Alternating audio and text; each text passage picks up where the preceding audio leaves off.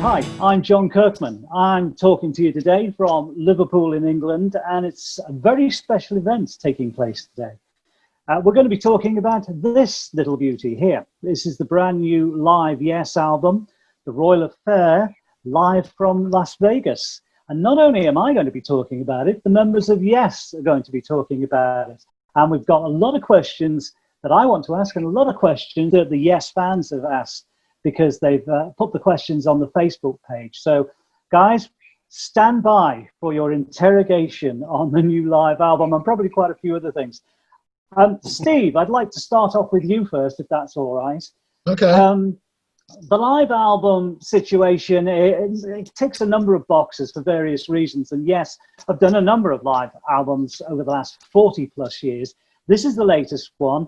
How do you feel about live albums? What do they represent for you? Well, yeah, they're the other side of the coin, aren't they? You know, studio records are studioized, and of course, live music's much more kind of, you know, driven, and there's the audience, and there's all the excitement, and we're trying to keep it all together, and you know, rock out. So it's a little bit more vibey, I suppose, in that sense. But you know, I love making records, and records are how the blueprint is set. But you get on stage and, you know, some of it rocks up a bit more than you think. And, you know, it's great fun. So it's really part of the thing we all love to do most, which is performance. So it has that performance value in it. If I can ask you, this tour was special, although you've done tours before similar. I think they were Festival tours. But this is the Royal Affair. There were other bands on there with you, including Carl Palmer, John Lodge and Asia. What sort of organisation goes into pulling a show together like this? Plus, your set is a shortened set as well. Well, yeah, I mean, now 40 isn't bad. I think that's what we were doing. But basically, sharing the stage with other great musicians is always a thrill. And we do that, you know, we usually do it every other year, that we do some kind of a show with others. And this was really quite exceptional, with Carl opening with the ELP story, and then John Lodge came on and did his story, and then, you know, the Moody Blues, bits of Moody Blues, but lots of his own music. And then, of course, you had Carl and Asia. You had Carl again, and you had Asia, and then you had me with Asia, and you had Yes. So really, it was an exciting package, you know, to do. So we love doing that. Billy, I'd like to ask you a question now, and I think it's actually quite a valid question, in that you never actually record one show. You're never just going to go, right, that's the one. There's always a number of shows recorded. So, Billy, if you can tell me how many shows were actually recorded, and why was the Las Vegas show chosen to be the one? Well, as we're touring, we've done so many of these that I kind of learned after the first cycle that I should be taking mental notes of what's, in my opinion, was a pretty damn good show. And I have a little grading system. So after the song's over, I'll look at my tech and kind of go, give it a 4, or that one's a 7. And so now by the time the show's done, I can, you know, narrow it down and go view 4 or 5 really good shows. And chances are it's in there somewhere. Because obviously, you know, every show's 2 hours long. I mean, if you were to listen to the entire tour, you know, it's just impossible. So you got to kind of narrow the field.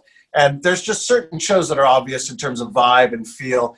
And, you know, you've got video now on YouTube to refer to. And so there's things about it. And just Vegas just felt on fire, and the band was smoking. And, you know, it was all played really, really well. And there was a great energy. So it just felt like the right thing to do. You know, it wasn't because I was born in Vegas.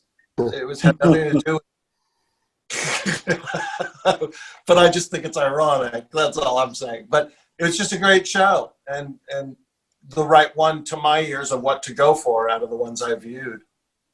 Were there many technical difficulties? Because obviously the tour was split between indoor venues and outdoor venues. So did that present any problems? Not for us, because we've got such amazing engineers working with us that what is being recorded is just nailed, and it's so consistent from night to night in terms of microphone placement and the, you know, line trims and all the techie stuff that goes into doing that.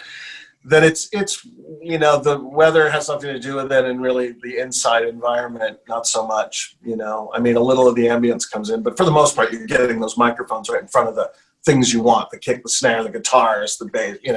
So it's consistent, and so that makes it easy. We've also got to add that there was no fixing, because a lot of live albums from the 70s, everyone, we need to go and fix that in the mix and overdub.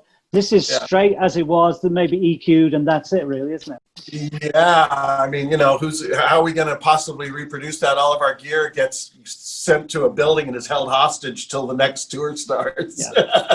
Yeah. So I just wanted to make that point, because some people think live albums aren't quite as live, but I know but certainly the last 7 or 8 live albums from Yes have actually been the real deal. Yeah. I mean, we rehearse. I mean, I'm sure the other guys can attest. We put the time into it before we get to rehearsal, so we're not bothering each other with, like, is that a B flat or is that an A? We've gone past that at home. We come together and play, and it comes together, and we spend a good deal of time playing that show before we go out on tour. So it's, by the time you're into the middle of the tour, it's just smoking. Okay, well, the album sounds incredibly live, and when you put it on big speakers, it's like time to warn the neighbours. Yeah. Good. Jeff, I've got a question for you now, and this has also been asked by Laura Bell, who's a huge Yes fan. I'm sure you've met her over the years, because she goes to a lot of the gigs and the meet and greets. It's basically about your equipment. Now, I know for a fact that you have 2 rigs in terms of keyboard rigs, one for Asia and one for Yes. And she wants to know, and I want to know, of course, how difficult was it switching between the 2? Because the turnaround on shows like this is not very long. Well, it's a case of programming up the keyboards to work with both Yes and Asia. So I was effectively using the same rig because, to get the size of my rig switched over to another rig would be virtually impossible in the time that we had.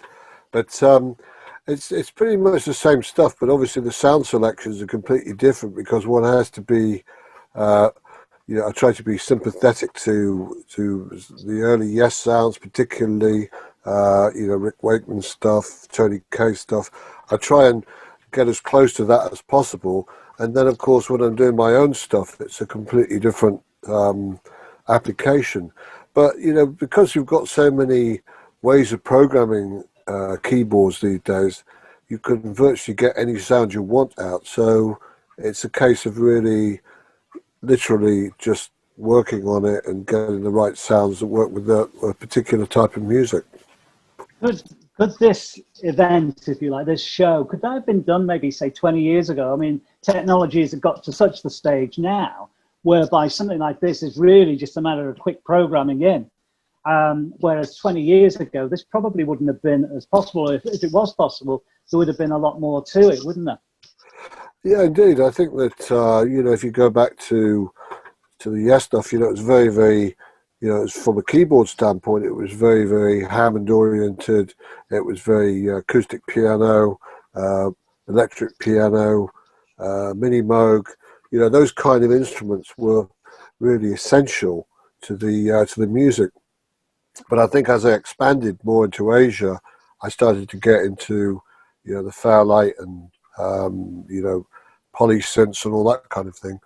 So it's definitely a different application, but it's convenient these days that you can get all those sounds out of a certain set of instruments.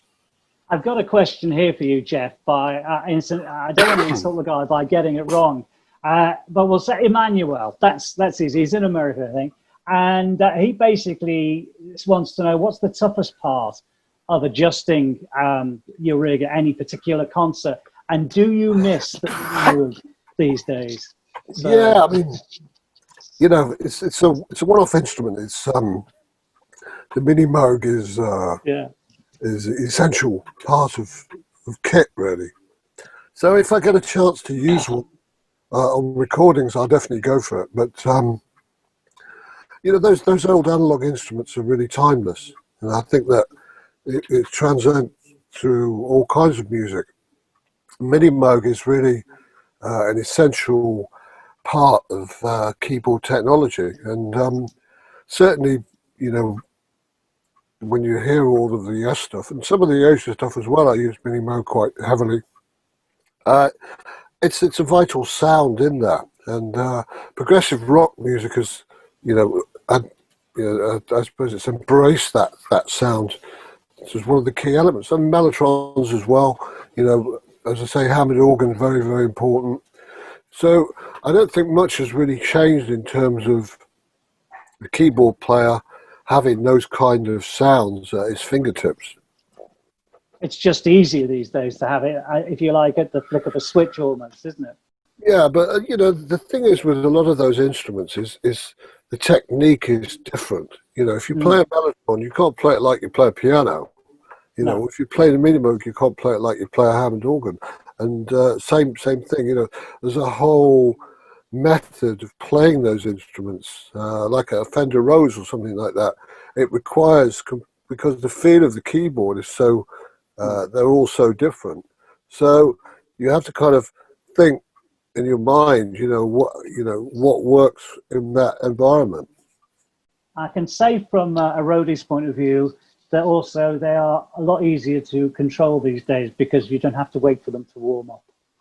That's another thing. Yes, the old oscillators warming up and big attitude. But you know, I mean, it was part of the sound, and I think that, you know, in some respects, it kind of made it because there was that detuned aspect of stuff that really interacted with the other instruments and things like that.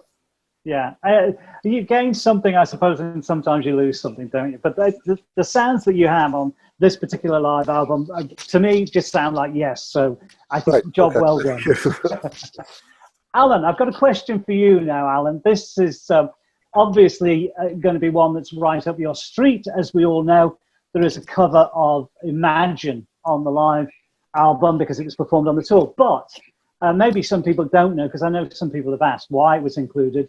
You were a founding member of the Plastic Ono band with John and Yoko and Eric Clapton and Klaus Voormann, and it was the 50th anniversary in 2019 of that particular band.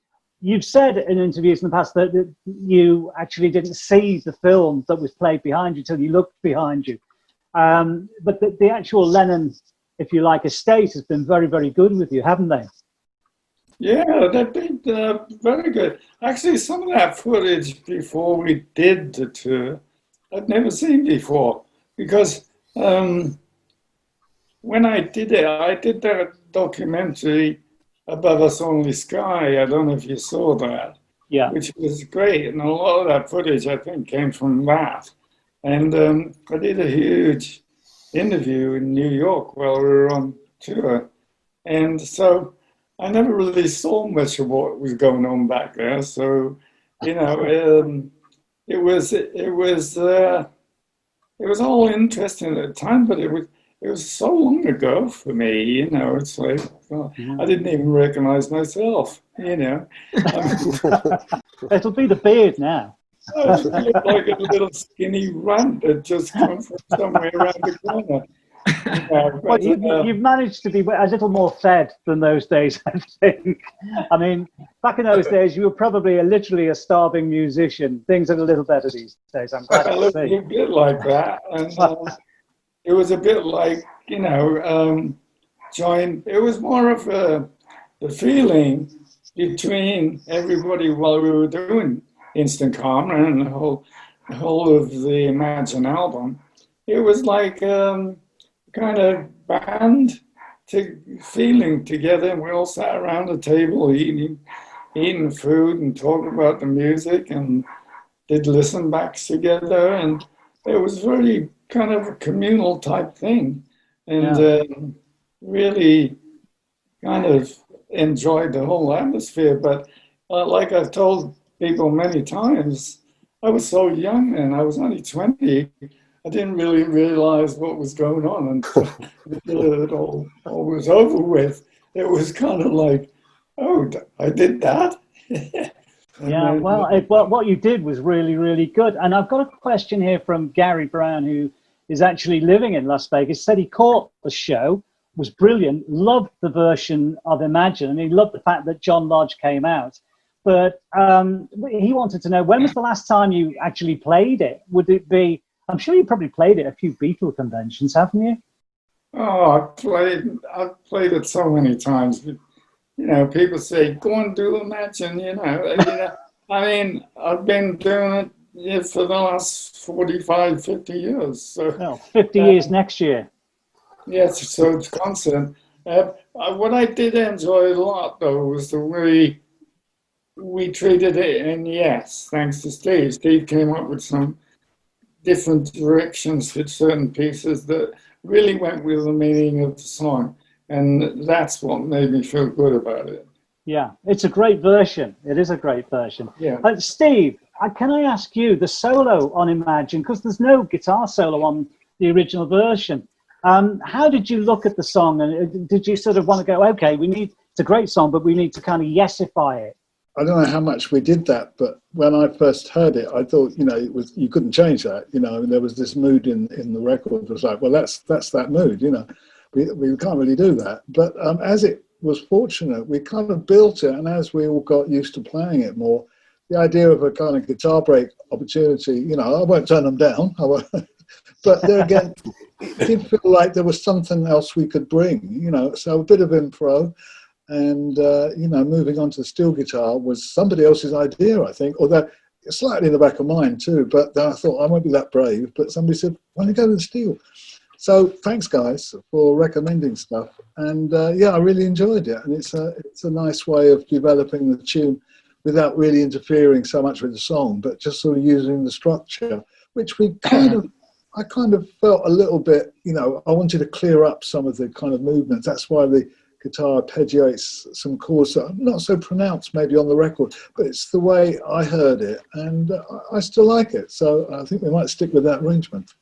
I think it's a beautiful arrangement, and it was the first track to be released from the album, and I think that you did a fantastic job of the arrangement collectively as a band. And I think with cover versions, it's a tricky thing. You can either go down the route of just doing it exactly the same, which is nice, but doesn't really add anything of your own personality into it.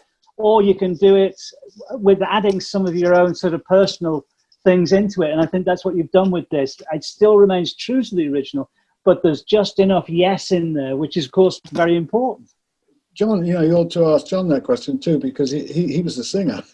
Well, with John Lodge as well. John.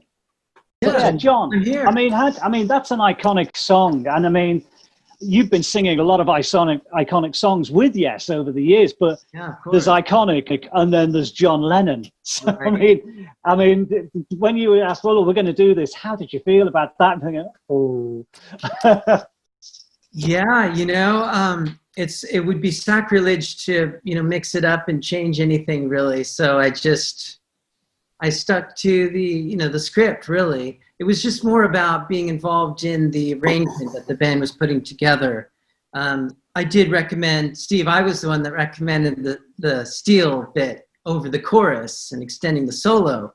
So Yeah. I felt like I had a little bit more flexibility in helping adjust the arrangement rather than altering the vocal very much.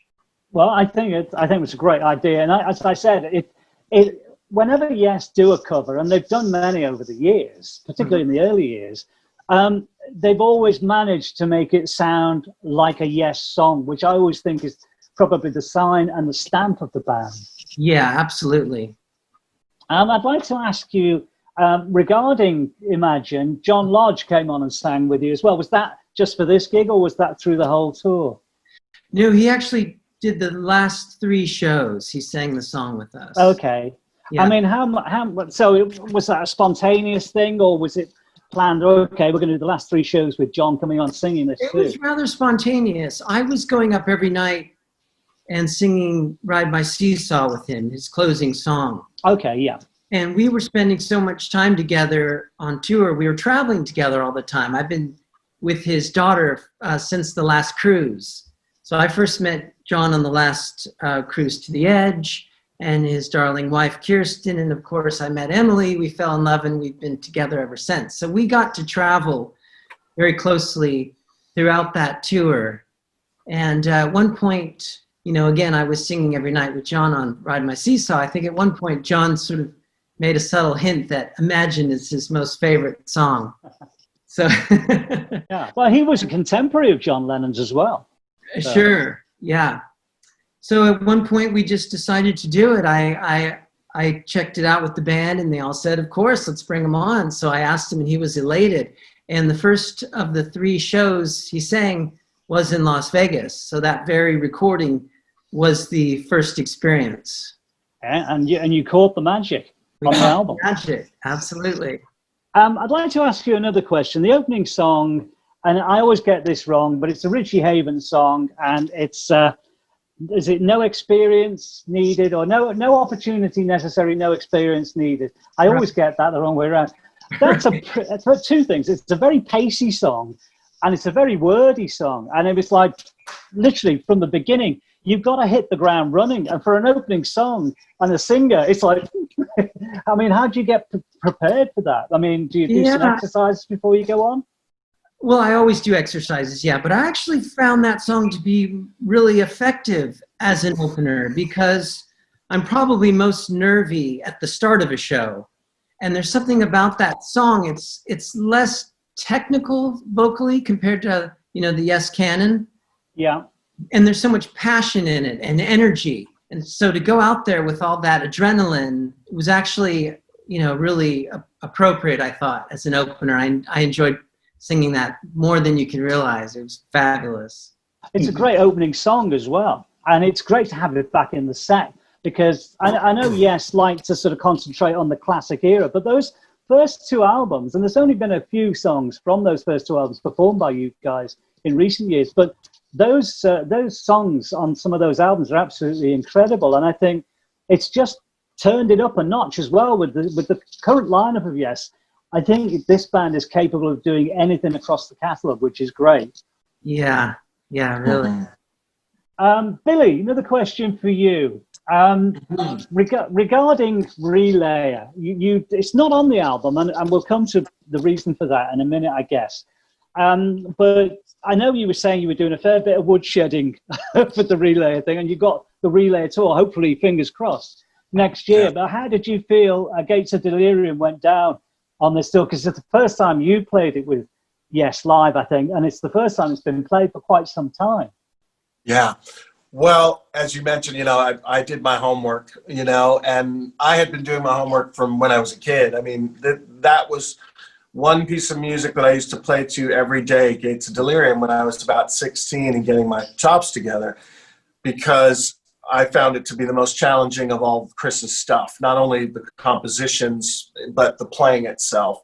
So I had a pretty good grip on it going in. It was really just a matter of refining all the corners with the band and how we were going to negotiate it. But I think in general, the energy of the track is there and the spirit of it's there, and it feels like Gates of Delirium to me, and I'm a fan. So I thought it was pretty well played by everybody.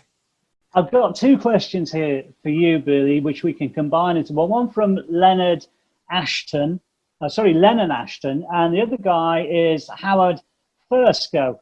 And quite a lot of people ask these questions. Are you using Chris's bass lines as a starting point for you, or do you play them note by note? I mean, I'm pretty sure that you told me once you've got into the stage where, yeah, you can play them note by note, but there's a couple of other things you like to put in of your own little stamp. Is that still the case? Yeah. There's areas inside the music for some nuance, but for the most part, you know, it's as I've said before when asked this, if you're going to play da da da da, you better play da da da da right after it. Okay, that's kind of that, and then where those moments free up inside things, or things might get a bit repetitious in terms of the bass line, I might switch it up here and there just to add a little groove, depending on what's going on. But for the most part, I paint within the lines because, you know, I've always respected Chris's compositions as a bass player more than anything. I mean, his playing, his chops, his ability was always off the scale. But the thought process of putting these notes together like that and using substitutes against the chords and these melodies that fall, that's what, for me, was the magic of Chris's thing. And, you know, I can't let that go, you know, just to play. I mean, you have to remember, of course, as well, and everybody has to remember this, that Chris was the guy that wrote these lines in the first place That and too. sang over them. I mean, really, Yeah. very special. You know, Chris and I had a lot of discussions along our path over these many years about various bass lines, and it got to the point where I would kind of remind him of things. He's like, "Are you sure?" I'm like, "Yeah, pretty sure." And then we'd listen. He's like, "Yeah, I guess you got that." So by the time we reached this point, sadly, where I kind of took over for his spot, you know, he knew that I was taking care of his notes, so to speak. Yeah. You know, and that's the most important thing. And you have indeed made him proud, I would say, too. I hope so. I Yeah. hope so. Alan, another question for you, if we may, seeing as we are talking about next year's tour as well. People want to know why it has taken so long to get up to the Relayer album, bearing in mind that you guys have covered various albums live in a live setting. Why has it taken so long for us to get to Relayer? I think you asked this before. And Yeah, I know. you can't say that. Well, I think, you know, Relay is a special album, and there's a lot of very intense playing on that album. And I know we've kind of kept it in the background. I think part of the reason is finding a good place in the set to do it, and the set revolving around it.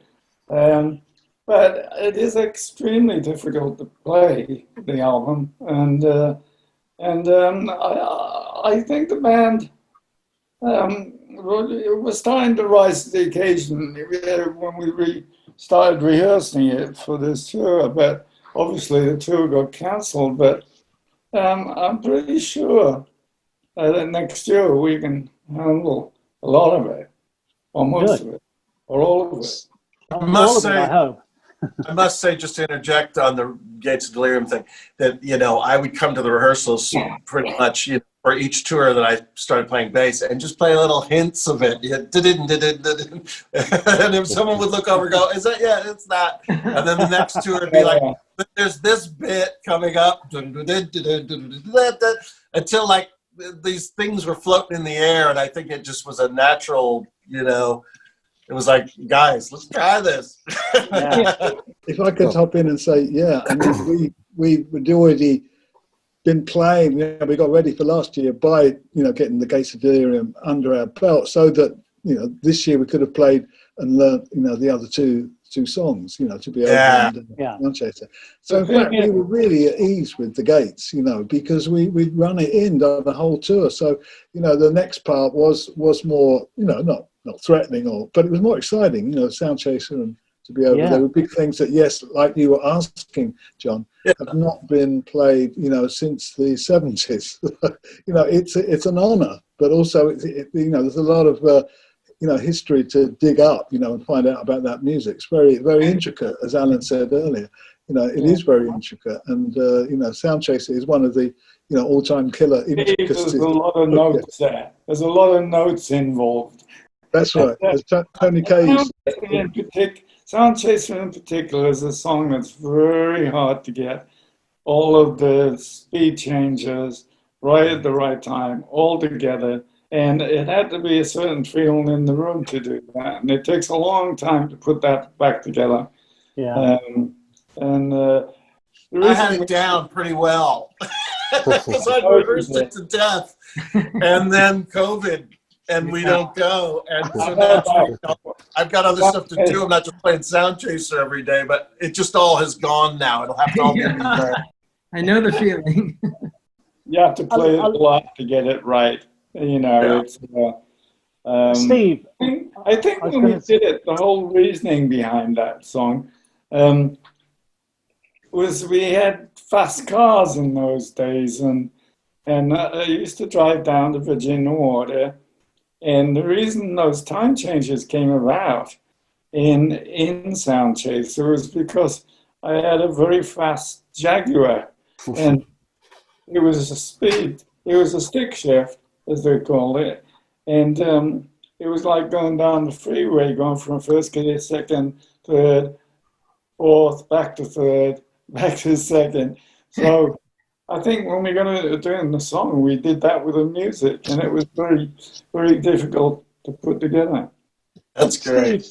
Steve, if I can ask you, I mean, for me, Relayer is a very, very intense album. It took me a lot longer to get into that than even before with Topographic Oceans. Would you agree that it is an intense album and you really do have to get it right?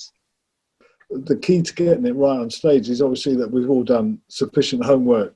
As Billy said earlier, that we don't keep stopping to find out whether it's a B or B flat. That is a killer. But basically, we might have to do that at times. But generally, it's the homework, and then it's that week, you know, when we pound along and we pace ourselves, but we get up to speed with playing the song, and that's the time most important, you know, because we've only got so much time to brush it up, but it should all come together. You know, the theory, and it usually works, is that by playing it together, we lock in on the feel and the time signatures and time changes, and we all feel like one thing. So we start playing the song and we all kind of like agree on where that is so that we can go floating along. I mean, the band is playing some incredibly epic music in its, life, and doing tales and, things of the big things. So it's kind of just taking on those chunks and knitting them all together and getting it right. But Relayer was definitely the challenging adventure, but I think it's paid off and will, especially for the next tour.